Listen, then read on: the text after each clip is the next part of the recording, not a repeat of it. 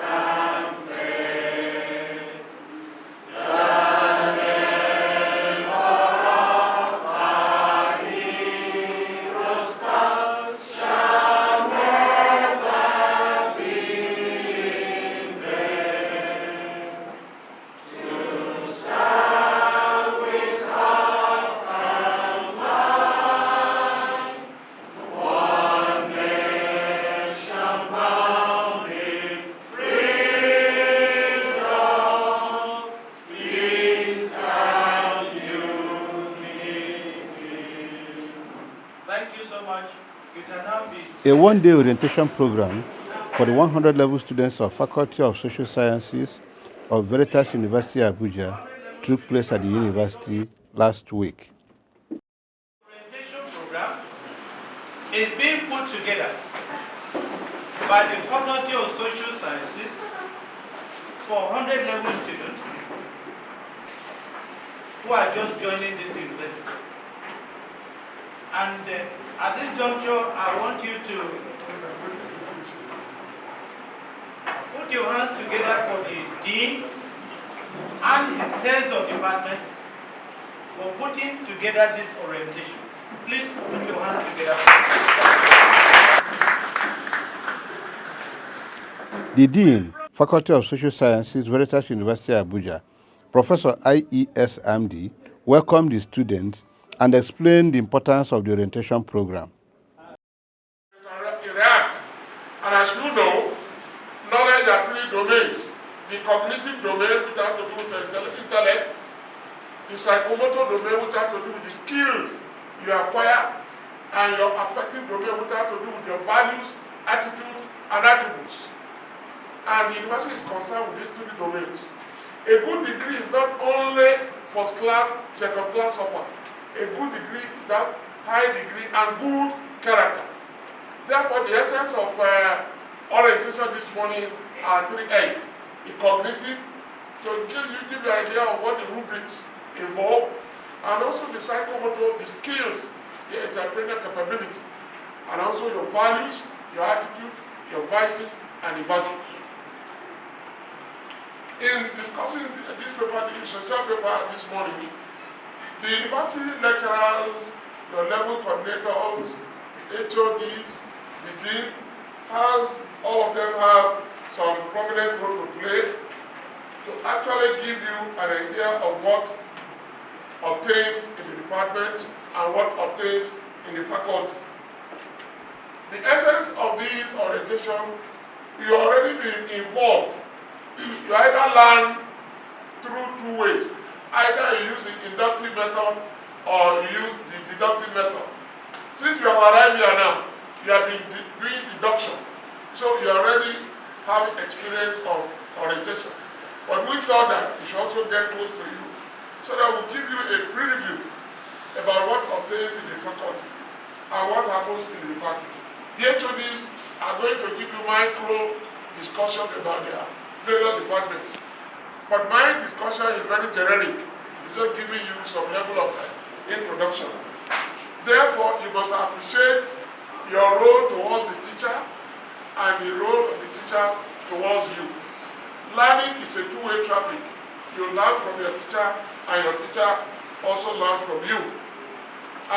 But the faculty, the departments operate under certain basic conditions, which include the issue of registration, which your department will explain to you, what lectures should be involved, attendance to lectures, rules governing examinations, plagiarism, and tampering with results, and your general attitude. The various departments in the faculty spoke on selected aspects and programs of their departments which the students are expected to key into.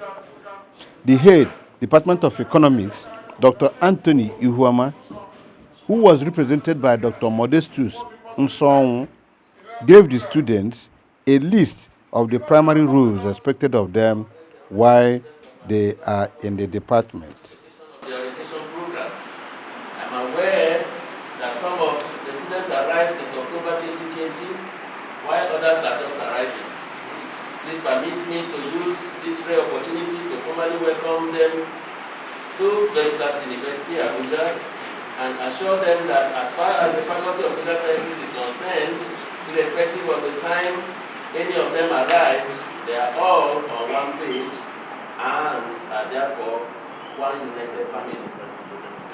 Our dear students, it is pertinent to inform you that the purpose of this orientation program is to acquaint you with the demands and realities of the university life, particularly as it concerns VERITAS University. In organizing this orientation, the faculty is very conscious of the fact that for many of you, this may be the first time you have left your homes, your parents and siblings to come and live independent life. On arrival, each of you must have been given a copy of the student handbook to guide your stay in the university. The handbook contains the do's and don'ts of the university, a few of which I crave your indulgence to reiterate in this address. Number one, autism. VERITAS University, as you might have read in your admission letter, has zero tolerance of autism, either from staff or from students. Professor John Ahire Sambe, head Department of Mass Communication at the university, dwelt on time management and the need for the students to pursue their academic goals purposefully. Students have imbibed the culture of waste of time, and there is a word called procrastination. They get up in the morning and say, I go bath before I go to class. I go wait small before I bath. That procrastination, in the end, you do not get to class on time, and therefore it affects you because you have lost what the teacher is teaching. And once a student fails to listen to what the teacher is talking about, you have lost everything. Because no other person will tell you what the teacher has taught.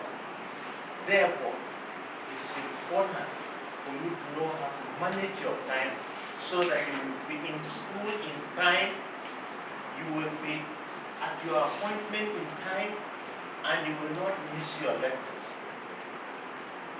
That time management is not for fun, and of course it supersedes almost every other thing. In most countries, people are succeeding because they value time. And if you go to many places, if something is going to start at 10 and you are coming 10:30, you come in and look ridiculous. If a class is starting by 10 and a student is coming by 10:30 because he couldn't get up in time, who is stupid and who has wasted his time and money? It's you. So you just have to get up, prepare to keep up with your time. That time management, that is the essence of it all. And I want you to understand it. Now, attending lectures, of course, I combine it with attendance to lectures. A lot of students fail to come to lectures. Now, you go to class as a lecturer, you find how many out of 50 you have 10. Where are the others? Tell you they are not here. Where are they? Some of them are sleeping, some of them are doing other things. But what has brought you here, may I ask? What has brought you here to study? A sensible student will say, I am here to study, so I'm just not going to waste my time. I'm going to get up very quickly, bath very quickly, get ready to go to my class. But a foolish student will just go, when are you going? I will follow you. And some of them, even if you don't want to play, they will go and touch you so that you will start playing. Reverend Father Dr. Innocent Joji, head, Department of Political Science and Diplomacy, cautioned the students against any form of immorality. Programs, events, you are to participate in them fully. Maybe if it's the departmental programs, faculty programs, worshiping or whatever, outdoor activities, whatever it is, please participate fully. And we are facing insecurity in this country. So you are not here to be trained as terrorists. So on no account must you have in your possession dangerous weapons like jackknife, cutlass, and gun or whatever. Don't try it. Please don't have any of this. Smoking, drinking alcohol. Sometimes, you know, with young people, they may open Coke and then put some other alcohol. You think they're drinking Coke, but it's not Coke. That Coke has been diluted, and so adulterated. So please, we know all those tricks. Don't do it. About drugs, they have already talked to you about it. Consumption of hard drugs or any form of psychotropic substance, not allowed. Some students are gamblers. Don't try it. Gambling is not good. When I was growing up as a youth, The counseling unit was represented at the orientation by Reverend Sister Marcella Amefule. Sister Amefule explained the role of the counseling unit in the lives of the students, describing the unit as a second home. Is those that are socially challenged. If you are socially challenged, you need the counseling unit. You don't need anybody to refer you. You refer yourself. You come. And who are those? The university encourages students who have drug or alcohol problems. They have all talked about drug and this. If you have drug or alcohol problems, to seek counseling or medical treatment, you have to seek counseling or medical treatment. And it is the responsibility of the students to seek assistance before alcohol or drug problems leads him or her to disciplinary actions. Take note also that requests for assistance will not prevent the imposition of disciplinary or discipline for the violation of drug policy. What I mean is that you might have requested that you need help because you are an addict. Okay, we are handling you. But that will not prevent the university if they catch you red-handed there, not to punish you. You will not say, hey, but I'm getting treatment, I'm getting counseling. It can also help you anyway if you report to us and we know you are honestly getting help from us and you are cooperating. You can go back to the university to tell them to give you a chance, that you will not be punished because you are on our record and you are making honest efforts to change. I tell you an example.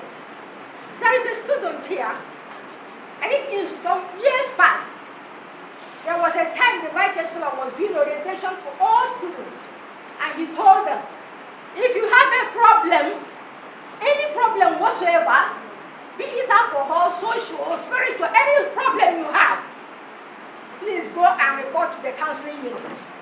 Go and tell them your problem and let them start helping you. So that if you are caught, we know that you are getting help. So many students came and we recorded their problems and they were cooperating and we are helping them. Then it happened on one occasion that a student who had a very big problem in pilfering, who stealing, cannot see people stealing without taking it and so he went to the library to study. And after study, he came out and was picking pockets of those who were in the library. He was stealing their money. And they caught him. When they caught him, what did he do? He overpowered them and ran. He ran to us in the counseling unit. He came there and said, sister, I have fallen victim again. I said, what? again. Meanwhile, they were pursuing him. And I told them, stop! Don't enter the casting unit pursuing him. He's our client. We have to protect him. I said, your punishment is over. I asked them, now they said, what? I said, yes. They said, I have to write. I said, I will write to them. Stop pushing this boy. We know his problem.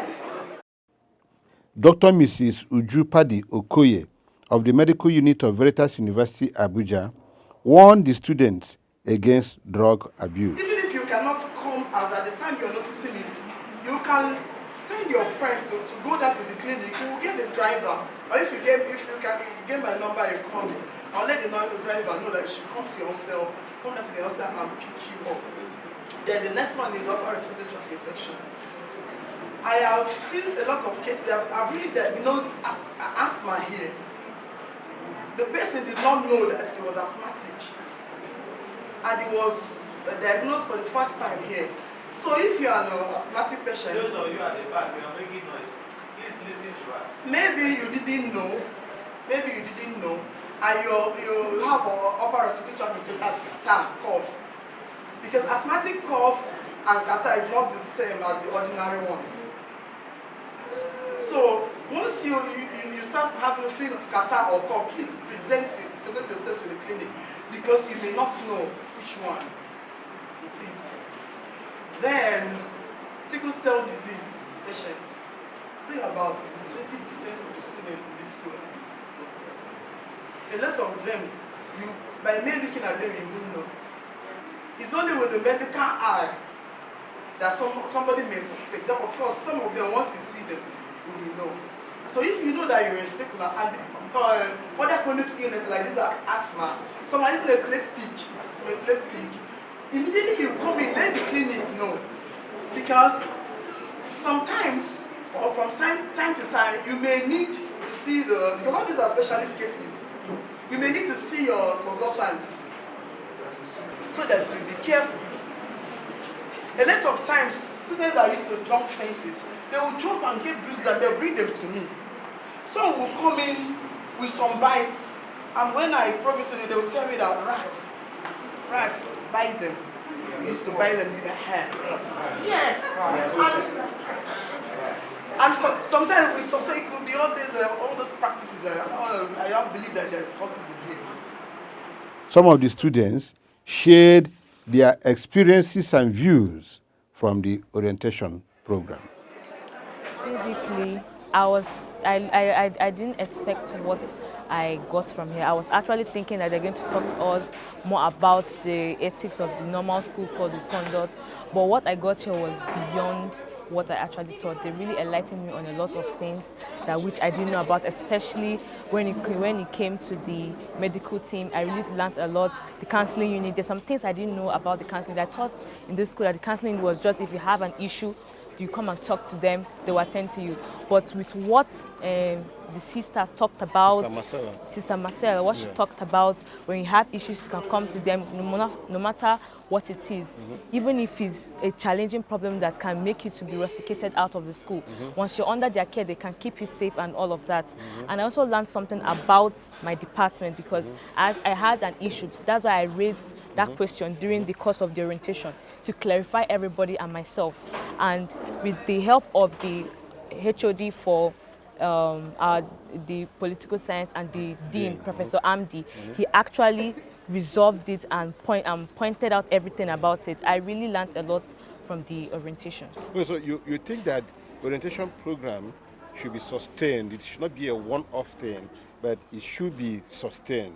Yes, it should be sustained, obviously, because that is the only avenue at which the school authorities and other people can enlighten students on what is happening. Because some students in school are just living their normal lives without knowing what is going on in the school. Some students are in school, but they're not really in school, which shows that most of them are in school, but they don't know what is happening in their school. They don't know the various departments in their school, their functions in the school. They feel like they just came to school to learn and go. But the orientation is a platform that's been created by the school to enlighten students on different things. And this platform I know that it has enlightened a lot of people who never knew about some things, about the ethics of the school, about the code of conduct of the school, about the functions of the school. But with this platform, a lot of people have been enlightened on the do's, and not only the do's and don'ts, but things to do that will help them for a brighter future. Priska, you sound like you are suggesting that orientation program should go beyond the 100 level and then for everybody. Yes, sir. Yes, sir. It should be, because for me, orientation is ethics is something that never dies. It's what everybody should imbibe every day. So it should not only be for the first year students. There's some people that are in 200, 300, 400 that still don't know exactly what they're doing in school. It is not only about the freshers that just came in newly and they feel like they don't know what they're doing. But there's some people that are in 200 level, they're in 300 level and 400 level. Even if they go to 500 level, they still need orientation, because there's some people that need proper guidance. They need proper ethics to show them directions. If not, some people can just be living their lives anyhow in this school. Thank you, Priska Wendy, student of Mass Communication Department who also attended the orientation program. Thank you for talking to us. Thank you, sir. Thank you. We have also here one of the students, Ruel Swaki. I hope I got that right. Yes, sir. Okay, he is a student of Economics Department. He was also at the orientation program for the students. Did you find the orientation useful?